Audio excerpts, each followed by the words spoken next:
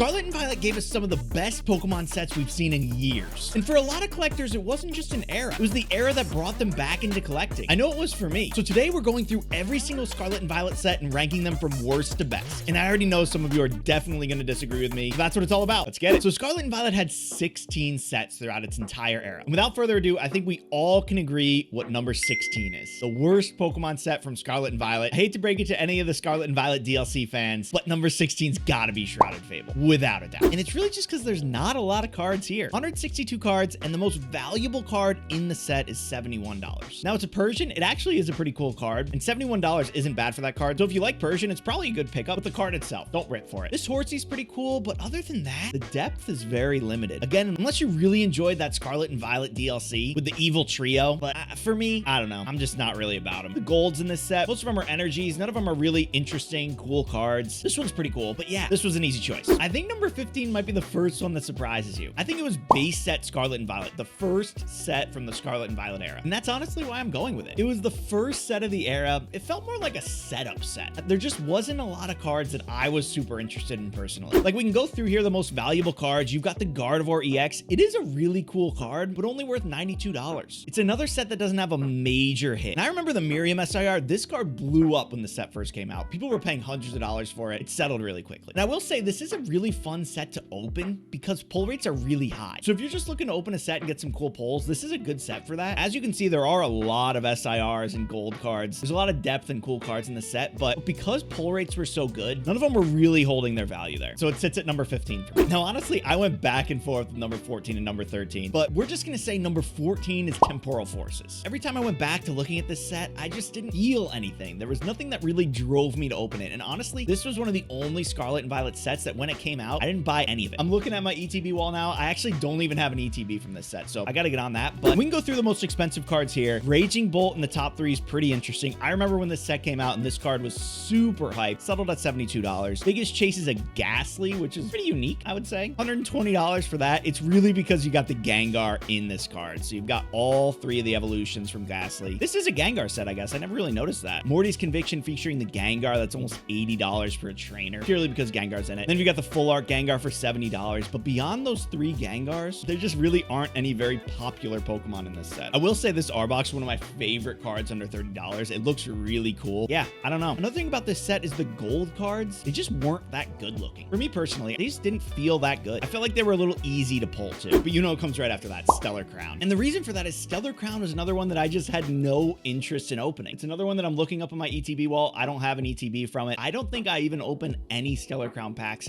ever. It was one of those few sets that just really didn't interest me. Now, I will say these 2 cards are very cool, but honestly, they're the only ones that I want from this set at all. And I know what you're gonna say, Gen 1er. Yes, I am. I can live with that. Biggest card's 130. These are both sitting at about 130, but then it drops pretty substantially to 80. And yeah, I mean, it's just not very interesting Pokemon in this set, to be honest. It's not really Pokemon that I care about. I do like this Lapras card. This is a great pickup for under $10, by the way. But beyond that, I don't know, maybe it's just me, but this set just does not really gain my interest very much at all. Now we come to a very controversial one. I know you guys are gonna blow up at me on this one, but for number 12, I have Journey Together. And the reason for this is it followed directly in the steps of Gym Hero, executed it so poorly. There was so much hype around this. I remember being so excited. It kind of just fell flat. I don't know. For me personally, I think it was just a lot of the Pokemon they choose just really didn't vibe with me. So maybe other people like the Pokemon in this set. None of my favorites were in it. And yeah, looking at it, the Lily's Clefairy EX is the top chase, $140. I mean, other than the value of that card, I don't really care for it that much. I do really like the Salamence, and I do really like the Articuno. Those are the 2 cards that I really like from this set. Beyond that, I mean, End's Reshiram, it's a cool card. The Wailord, it's a fun card, but I just feel like the execution around the idea of Journey Together, Trainers Pokemon, just wasn't really executed very well. Like I just said, my 2 favorite cards from this aren't even Trainers Pokemon. It really just left me wanting more. And you scroll down past this first page, you're already at $4. Even after the 3rd line of cards, you start to see under $10 cards. So that's when you know a set's pretty light. Number 11 and 10 are pretty interchangeable. I'm not gonna spend too much time on this. I put 11 White Flare, number 10 Black Bolt. And if you're not familiar with this is one of the first times that Pokemon released 2 sets simultaneously that mirrored each other. And the only reason that I put Black Bolt ahead of White Flare is just because I like the pulls a little bit better. Like the Zekrom. I just think the Zekrom is so cool. Both of them have the red Victini, which is also a fantastic card. I can't believe how expensive that is. I haven't looked at that card in a while. It's over $500 now. The monochrome black Zekrom is close behind, which is nuts. But aside from these 3 cards, this set's pretty light. That's why I put this set at 10. And let's look at White Flare too. White Flare we put at 11. 11, only because I think the Zekrum's cooler than the rest of them, personally. That's a personal choice. The Victini is pretty substantially cheaper in White Flare than Black Bolt, which is interesting too. I just think the pulls in Black Bolt are just a little better. Total personal choice. Heracross, I think, is really cool in this set. Got one of the knit Pokemon, which is fun. Something that I do want to note, we've scrolled pretty substantially, right? We're still at above $10. If you haven't opened this set, reverse holos can also have Master Ball and Pokeball variants. That's what these are. I don't know why there aren't actual pictures of them, but they're variants of reverse holos. There's a lot of depth in these sets. Now we're going to go to one that everyone's probably wondering where it is, how it was not one of the first sets I talked about, because a lot of people hate on this set. But I'm going to go with Paradox Rift as number 9. And people don't talk about this set a lot, and I'm going to show you why I think it's a little slept on. Now, the cards aren't super valuable, but look at all the top chases. They're all very popular Pokemon. Groudon, Plusle, Minun, Steelix, Roaring Moon, such a cool card. Garchomp, also such a cool card. If you're a Garchomp fan and you want to get some cool Garchomp cards that aren't hundreds of dollars, 40 bucks for this one. It's a really cool one. You've got Yveltal. I don't know how to say that correctly, but correct me in the comments because I have no idea. Really cool one for $28. I just think that there's a lot of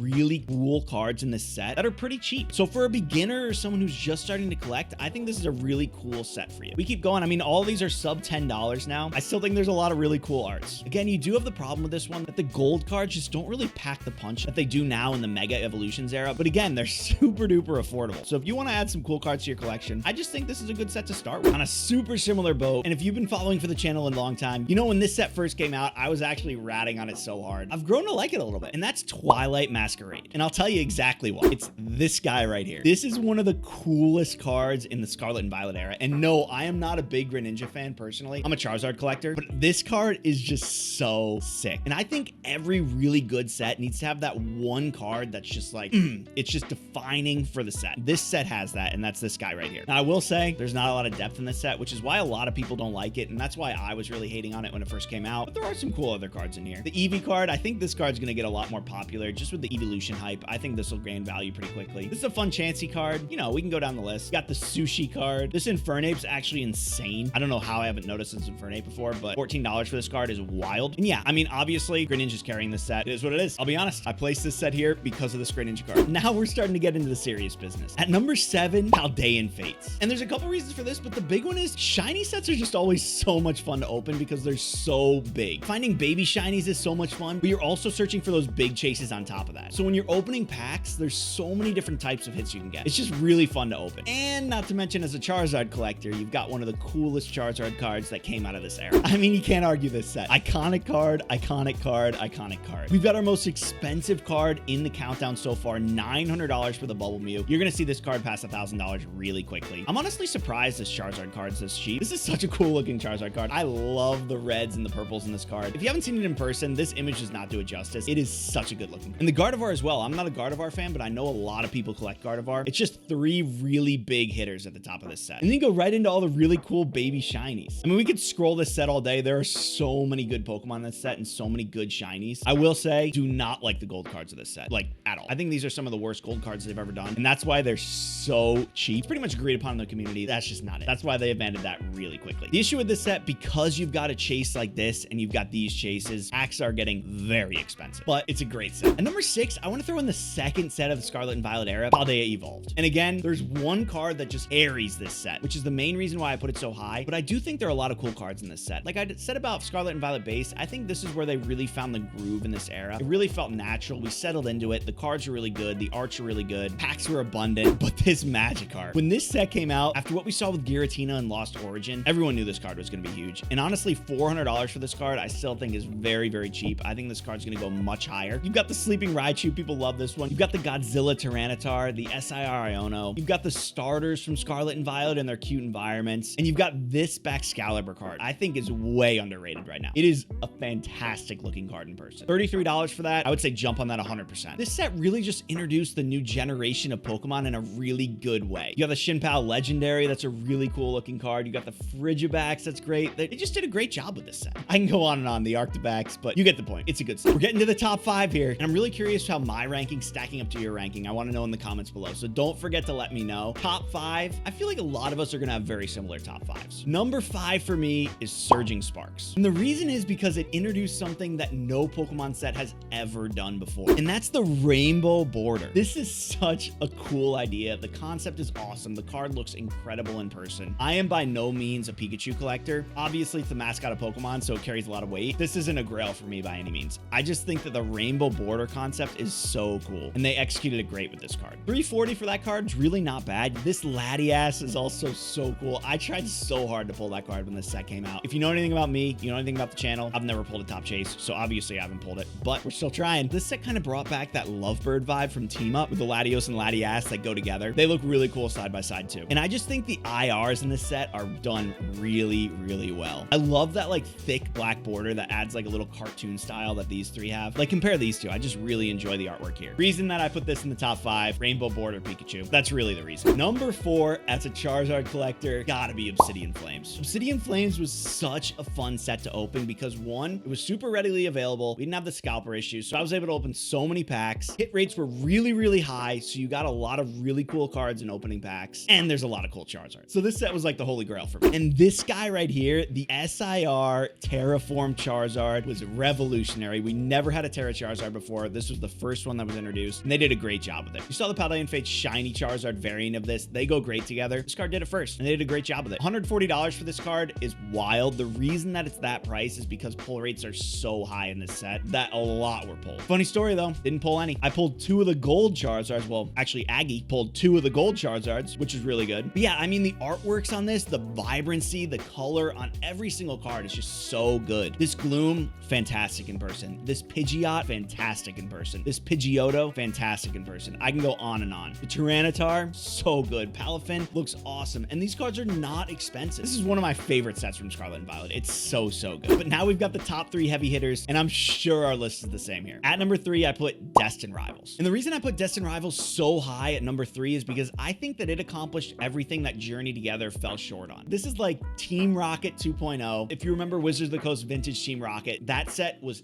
insane with some incredible cards. The hype on this set was so high, and I don't think it was even ever possible for it to live up to the hype that people were hoping it was going to have, but I still think it did a great job. Obviously, the top card, this Team Rocket's Mewtwo SIR, $600, such a good looking card. You got the Garchomp, the Ho-Oh, the Nidoking, and the Moltres. This lineup, fantastic. All of these cards look incredible in person. But the list goes on. This Psyduck's one of the coolest Psyducks we've ever seen. You've got a gold Mewtwo, awesome looking. This is one of my favorite Typhlosion cards we've ever had. I love the artwork of Giovanni as a kid with his Meowth. Another great looking SIR for a Pokemon that not a lot of people really pay attention to, but this card pops. I pulled this out of a pack, and it really surprised me at how good that looks in person. We can scroll on this set all day. This set's one of those sets that has a lot of depth, which I feel like we miss in a lot of modern sets. I don't know. What do you guys think? I think they did a great job with this.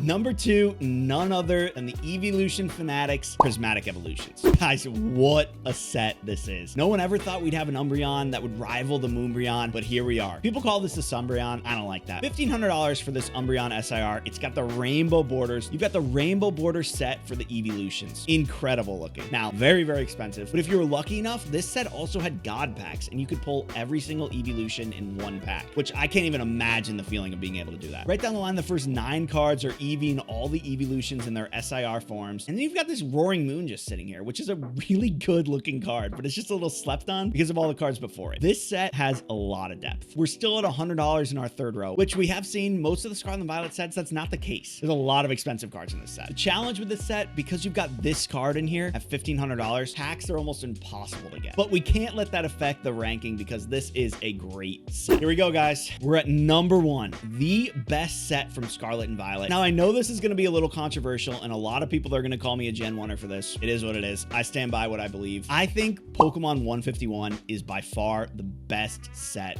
in Scarlet and Violet. And there's 2 reasons. One being cards are fantastic, but the other reason is it brought so many people back to the hobby. So many people I talk to, so many people that comment on the videos say 151 brought them back. I think that that in itself is worthy of putting it at the 1 seed. But if that wasn't enough for you, look at this trio. I mean, it does not get better than that. They did an absolutely fantastic job with the starting trio from this set, and they gave great homage to so many iconic Pokemon. The legendary birds, this Alakazam, the Dragonair, Pikachu. Guys, I could go through every single card of this set, and I could bore you to death talking about how much I love every single one. All the SIRs in this set are just incredible. What do you guys think? that's my rankings for Scarlet and Violet sets. Do you agree? Do you disagree? Let me know in the comments below. Don't forget to like this video and subscribe to the channel. I have a lot of beginner Pokemon videos. Catch you on the next one.